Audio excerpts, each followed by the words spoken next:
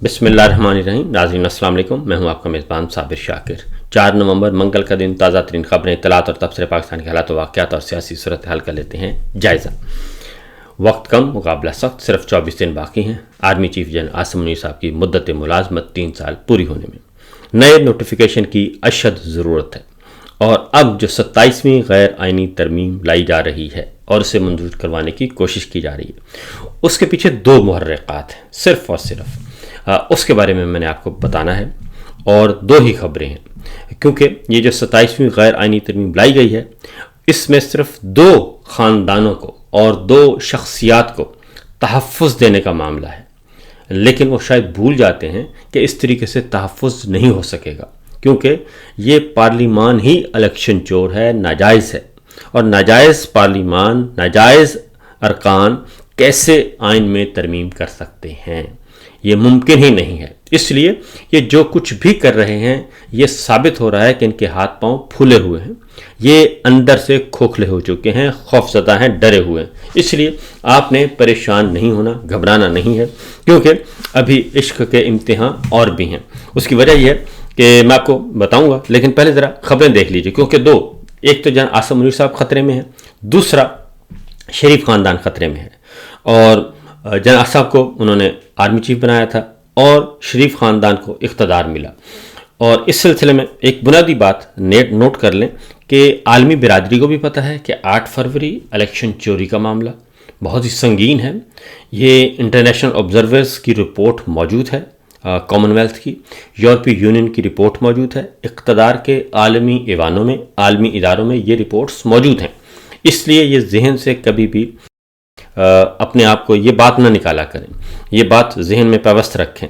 اس لیے جو باہر سے پریشر آ رہا ہے، وہ سارے کا سارا انہی رپورٹس کی بنیاد پہ آ رہا ہے. اور یہ بھی جب باہر جا کے سربسجود ہوتے ہیں عالمی حکمرانوں کے سامنے، تو اس میں بھی یہی کہتے ہیں کہ مائی باپ ہمیں بچا لیں، ہم آپ کے لیے سب کچھ تیار، ہم تیار ہیں. کیونکہ کل جو بریفنگ ہوئی، DGISPR نے آف دا ریکارڈ بریفنگ کی، اس میں وہ ہر چیز سے پیچھے ہٹتے ہوئے نظر آئے، لیکن حقیقت میں وہ پیچھے ہٹ نہیں سکتے. اور انہوں نے سارے کا سارا ملبہ جو ہے وہ پارلیمان پہ ڈالنے کی کوشش کی، اور کہا کہ یہ تو پارلیمنٹ نے فیصلہ کرنا ہے، یہ تو حکومت نے فیصلہ کرنا ہے. غزہ میں فوج بھیجنے کا معاملہ پارلیمان دیکھے گی، ہم نے ابھی تک کوئی فیصلہ نہیں کیا. اور اس کے بعد اسرائیل کے بارے میں یہ بھی پارلیمان دیکھے گی.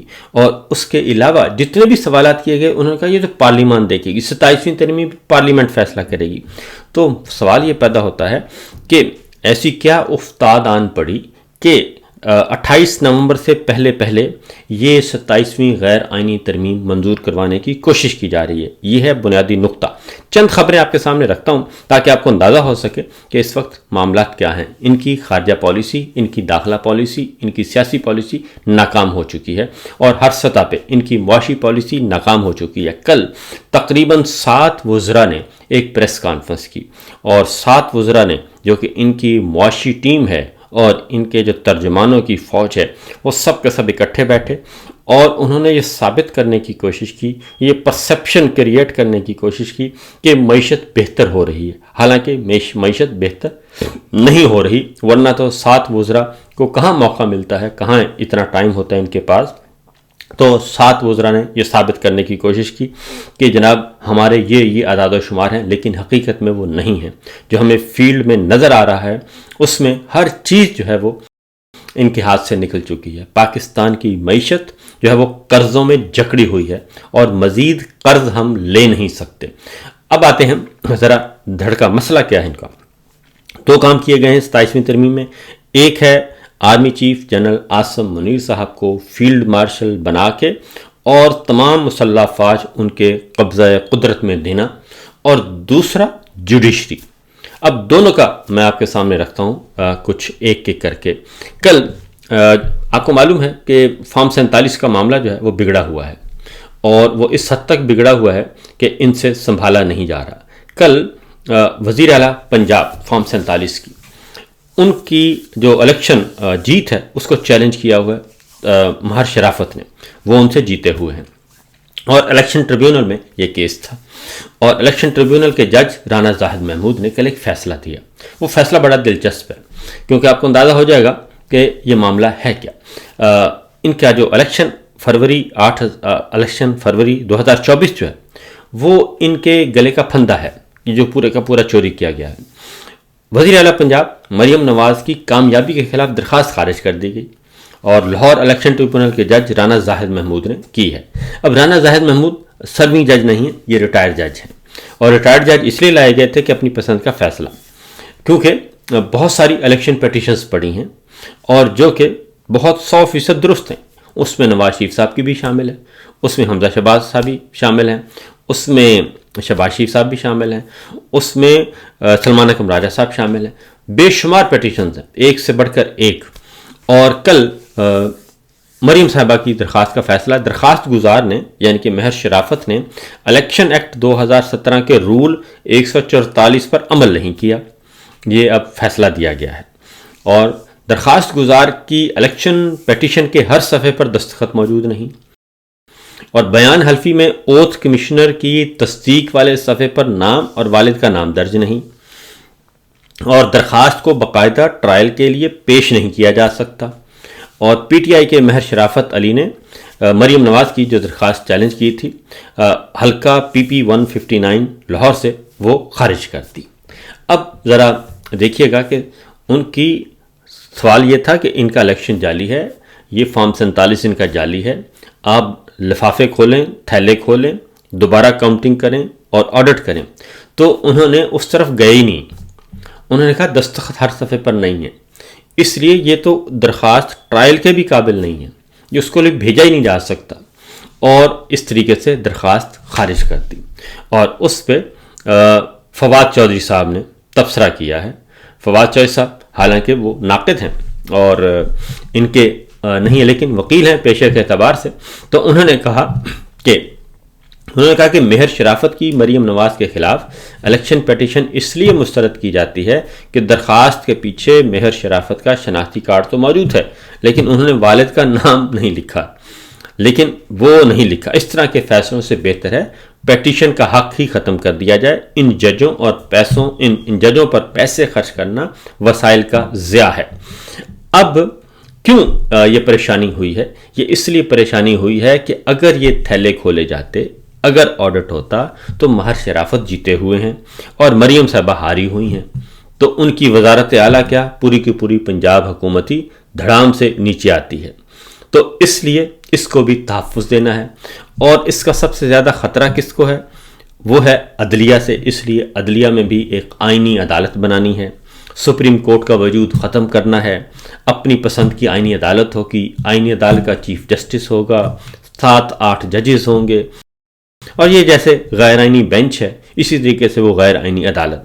तो सारे मामला तो उधर जाएंगे, उनसे हम ठप्पा लगवाएंगे कि इलेक्शन फरवरी 2024 जो है वो बिल्कुल दुरुस्त था, लिहाजा हमारा मुस्तकबिल में जब कभी इमरान खान साहब की हुकूमत आएगी तो हम आर्टिकल 6 से बच जाएंगे क्योंकि हमने आईन में तरमीम कर ली है। तो एक तो ये बात है। ये इलेक्शन 8 फरवरी 2024 के बारे में इक़्तिदार के आलमी ईवानों में बड़ी बड़ी रिपोर्ट्स पड़ी हैं, कॉमनवेल्थ की रिपोर्ट पड़ी है, यूरोपीय यूनियन के पास रिपोर्ट पड़ी है, अक़वाम मुत्तहिदा में रिपोर्ट पड़ी है। इसलिए ये हर जगह जहाँ भी जाते हैं ये कहते हैं कि हजूर हम सब कुछ मानने के लिए तैयार हैं, बस आप हमें हमारे इक़्तिदार को कुछ ना कहें। ये अब्राहम अकॉर्ड पे दस्तखत के लिए तैयार हैं, ये गज़ा में फ़ौज भेजने के लिए तैयार हैं, ये अफ़गानिस्तान से लड़ाई करने के लिए तैयार हैं, ये खैबर पख्तूनख्वा से फ़ौजी ऑपरेशन करने के लिए तैयार हैं, ये भारत के साथ मुठभेड़ के लिए तैयार हैं, ये सब कुछ करने के लिए तैयार हैं। सिर्फ एक मसला है कि हम बच जाएं। तो इसलिए ये 27वीं तरमीम के ये दो पहलू ज़हन। दूसरे हैं हमारे आर्मी चीफ आसिम मुनीर साहब हैं, उनका भी यही मसला है। उनकी अपॉइंटमेंट एक गैर आइनी गैर कानूनी तरीके से हुई। वो एक रिटायर्ड लेफ्टिनेंट जनरल थे और उनकी सर्विस को रोक के उनको रिटायरमेंट के बाद तरक्की दे के रिटायरमेंट के बाद उनको आर्मी चीफ बनाया गया। 2 उनकी एक्सटेंशंस हो चुकी हैं। एक एक्सटेंशन हुई लेफ्टिनेंट जनरल से जब उनको सर्विस रिटेन की गई, फिर उसके बाद अगली एक्सटेंशन चल रही है, फिर एक और लेना चाहते हैं। इसलिए अब वो अपने आप को फील्ड मार्शल के ओहदे में अपने आप को आइनी तहफ़्फ़ुज़ देना चाहते हैं और तमाम मुसल्लह अफ़वाज का कंट्रोल हासिल करना चाहते हैं। तो ये मामला है। اب آگے بڑھتے ہیں ذرا، کیونکہ اس کے پیرالل جو خبریں آ رہی ہیں وہ کوئی اتنی اچھی نہیں ہیں حکمرانوں کے لیے۔ انہوں نے ایک اٹیمپٹ کی شاہ محمود قریشی صاحب کے لیے، تو شاہ محمود قریشی صاحب کے لیے جو اٹیمپٹ کی گئی کہ شاید کوئی دال دلیا بن جائے، لیکن وہ مکمل طور پہ شاہ محمود قریشی صاحب کا پروجیکٹ ناکام رہا، بلکہ انہوں نے واضح طور پر ان کے ساتھ سلمان اکرم راجہ صاحب نے ملاقات کی اور ادروائز کچھ لوگوں نے ملاقات کی۔ اس میں انہوں نے کیٹاگوریکلی کہہ دیا کہ اگر میں نے یہ کام کرنا ہوتا تو میں 2 سال بے گناہ جیل میں کیوں پڑا رہتا، اور اگر میں نے یہی معاملہ ان مکائی کرنا ہوتا تو پھر تو میرے پاس بہت اچھے وقت تھے، اور اس وقت ہو سکتا میں وزیر اعظم ہوتا اگر باہر ہوتا تھا، تو یہ کام میں نے نہیں کرنا، کیونکہ 9 مئی ایک فالس فلیگ آپریشن تھا اور رجیم چینج آپریشن بالکل ہے۔ تو اس لیے میں کسی بھی صورت میں عمران خان کو، پاکستان تحریک انصاف کو اور اپنے اصولی موقف سے پیچھے نہیں ہٹ سکتا۔ وہ کل آپریشن کروا کے واپس کوٹ لکھپت جیل میں منتقل ہو گئے، اور انہوں نے جانے سے پہلے ایک پیغام بھی دے دیا، اور انہوں نے سب کا شکریہ بھی ادا کیا، اور انہوں نے پاک فضائیہ کی خاص طور پہ انہوں نے شکریہ ادا کیا، جو خراج تحسین پیش کیا، جو مئی میں ہم نے بھارت سے لڑائی کی اور ان کے جہاز گرائے تھے۔ تو یہ تو ہے ان کی حد تک۔ اب ذرا آگے بڑھتے ہیں، مزید جو خبریں آ رہی ہیں آہستہ آہستہ، کیونکہ غزہ میں کل جنرل صاحب نے یہ کہا کہ غزہ میں جو فورس ہے وہ تو پارلیمان فیصلہ کرے گی، جبکہ ان کے ترجمان ہیں، حکومتی ترجمان ہیں دانیال چودھری، راولپنڈی سے ہیں، بہت ہی ویل انفارمڈ ہیں، اور وہ کہتے ہیں کہ دانیال چودھری نے کہا کہ امن فوج جس میں پاکستانی فوج بھی شامل ہوگی، جس کا کردار حماس کو غیر مسلح کرنا بھی ہوگا۔ تو انہوں نے کہا کہ یہ کام ہو رہا ہے، یہ دانیال چودھری نے کہا، انہوں نے کہا کہ یہ فوج جائے گی تو وہ اس میں شامل ہے، اس کے مینڈیٹ میں یہ شامل ہوگا، اور اس کے ٹی او آرز میں کہ اس نے حماس کو غیر مسلح کرنا ہے۔ تو اس کے بعد خواجہ آصف صاحب جو وزیر دفاع ہیں وہ کہتے ہیں کہ استغفر اللہ ہی کہوں گا میں تو، اور اگر مسلح افواج کا کام غزہ میں حماس کو غیر مسلح کرنا ہوگا تو میں اس کے حق میں نہیں ہوں۔ بھئی آپ سے پوچھنا کس نے ہے؟ سوال یہ پیدا ہوتا ہے کس نے پوچھنا ہے، کیونکہ یہ تو بند کمروں میں سب کچھ ہو رہا ہے، ہر چیز بند کمروں میں طے کی جا رہی ہے، لہٰذا یہ اصل تنازع آپ سمجھیں، ذہن میں جو معاملات ہیں وہ یہی ہیں کہ کس طریقے سے ہم نے اپنے آپ کو بچانا ہے، اور اقتدار کے عالمی حکمرانوں کی تابع داری کرنے کے لیے یہ سب کچھ کرنے کے لیے تیار ہیں۔